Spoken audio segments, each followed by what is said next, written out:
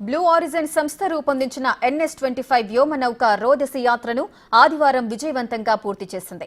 అయితే ఇందులో మన తెలుగు తేజం గోపీచంద్ తోటకూర ఉండటం కూడా తెలుగు వారికే కాకుండా యావత్ దేశానికి గర్వకారణం. ఈ పర్యటనతో గోపీచంద్ భారత తొలి అంతరిక్ష పర్యాటకుడిగా రికార్డుకెక్కారు. రాకేష్ శర్మ తర్వాత రోదసి యాత్ర చేసిన రెండో భారతీయుడిగా గుర్తింపు పొందారు.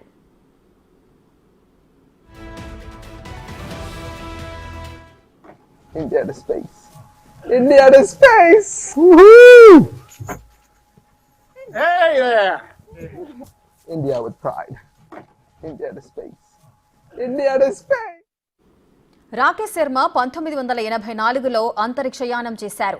ఆ తర్వాత కల్పనా చావ్లా, సునీతా విలియమ్స్, రాజాచారి, శిరీష బండ్ల కూడా రోదసి యాత్రలు చేశారు. కానీ రాకేష్ శర్మ తప్ప మిగిలిన వారు భారత మూలాలున్న అమెరికా పౌరులు.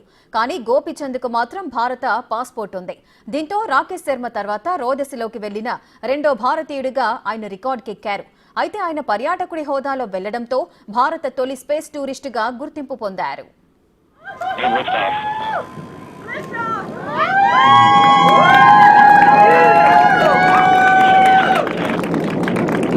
New Shepard has cleared the tower. The rocket and our astronauts are. Amazon వ్యవస్థాపకుడు జెఫ్ బెజోస్ కు చెందిన బ్లూ ఆరిజిన్ సంస్థ NS-25 వ్యోమనౌక రూపొందించింది.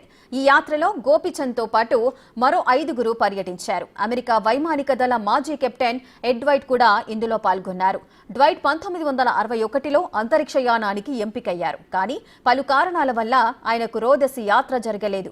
కానీ 90 ఏళ్ల వయసులో ఇప్పుడు ఆ కల నెరవేరింది. రోదసి యాత్ర చేసిన అత్యంత పెద్ద వయస్కుడిగా ఆయన గుర్తింపు పొందారు.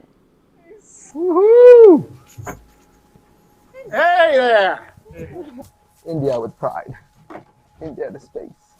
India to space! Woohoo! Hey there! India with pride. India to space.